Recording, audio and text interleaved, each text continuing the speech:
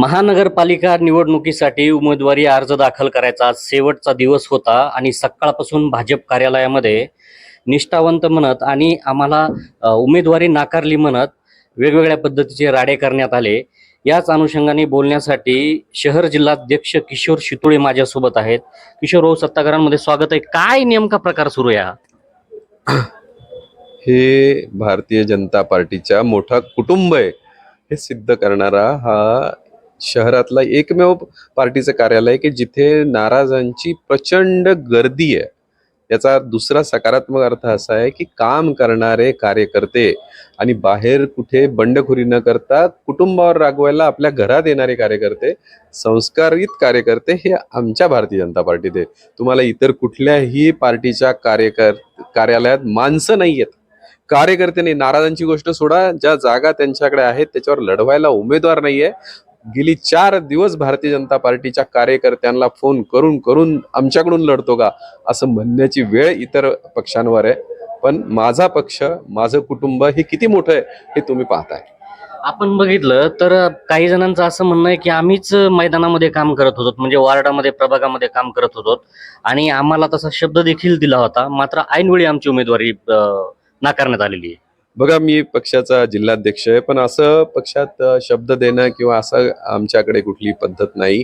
एक टीम ठरलेली असते, काही सर्वे होतात आणि इतर फॅक्टर घेऊन ज्येष्ठांशी बसून त्या यादीनुसार पारदर्शकतेने उमेदवारांची निवड केली जाते. त्याच्यामुळे आणि बघा, त्या निवड समितीत कुणीही असलं तरी 10तून एकालाच आपल्याला निवडायचं असतं आणि 9 जण नाराज होणं हे साहजिक असतं.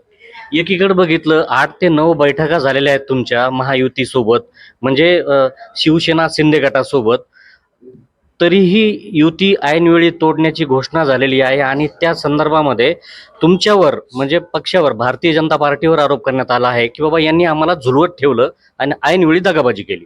बघा, मीडिया दररोज आपण पाहत होतात, आम्ही त्यांच्यासोबत बसत होतो. आम्ही जागा एकमेकांना, कोणती जागा लढता येईल, कुठे तुम्ही 3 लढा, आम्ही 1 लढू, कुठे आम्ही 3 लढू, कुठे तुम्ही 1 लढा, असं सगळ्या आमच्या याद्या ठरत होत्या.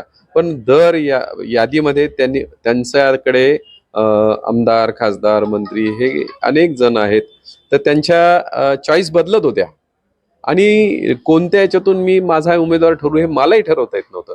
शेवटी आमच्या टीमने परवा रात्री बैठक झाली, एक यादी ठरली, 37 जागा ठरल्या.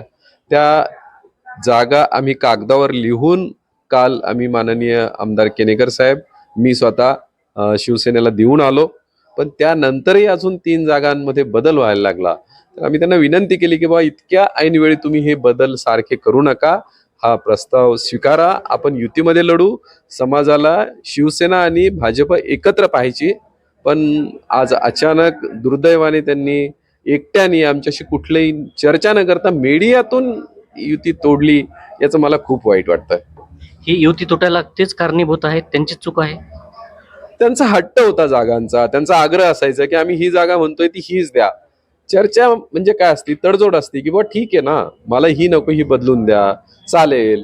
पण असं होत नव्हतं आणि त्यांचा शेवटपर्यंत आग्रह आणि हट्ट हा राहिला. पण शेवटी यादी करणं, कार्यकर्त्यांना निरोप देणं, या दृष्टीने तयारी करणं आवश्यक होतं. पण त्यांनी वेळ दिला नाही आणि आज आमची पण खूप धावपळ झालेली आहे. मुख्यमंत्री देवेंद्र फडणवीसांनी सांगितलं कुठल्याही आमदाराला आणि खासदाराच्या मुलांना, मुलींना उमेदवारी देऊ नका.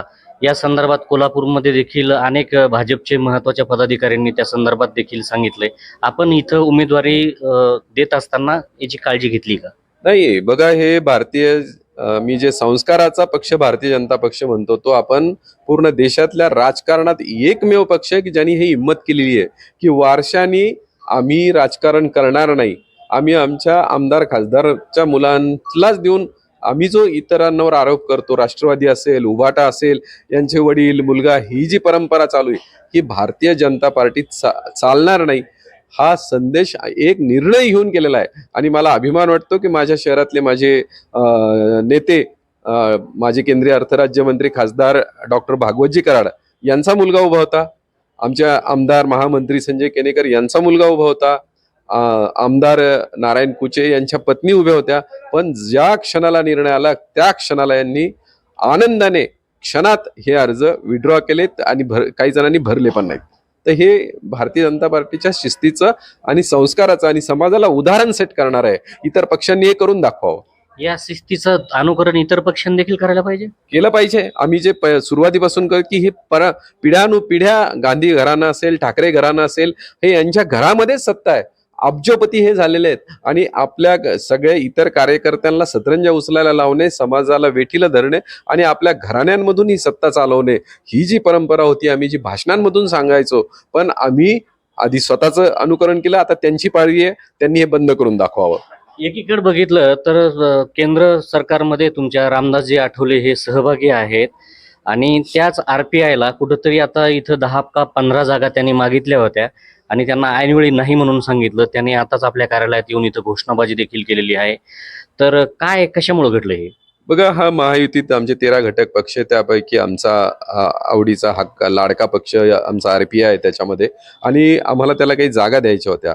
पण शिवसेनेच्या जागा वाटप झाल्यानंतर उरलेला जो कोटा आमचा निश्चित होईल, त्यातून आम्ही RPIला, राष्ट्रवादीला जागा देणार होतो. पण शिवसेनेने आम्हाला कळूच दिलं नाही. आम्ही जर एखादी RPIला जागा दिली असती, उद्या शिवसेना म्हणाली असती आमची जागा आहे. आता आम्ही असं ठरवलं होतं की कालपर्यंत जर वाटप झालं तर आज राष्ट्रवादीला रात्री आणि RPIला रात्री जागा देऊ आणि आज फॉर्म भरू. पण असं होऊ शकलं नाही. शेवटी आज ऐन वेळेला RPIचे जिल्हाध्यक्ष नागराजजी गायकवाड यांना आम्ही बेगमपुऱ्यातून एक जागा दिलेली आहे आणि आम्ही RPI सोबत आहे.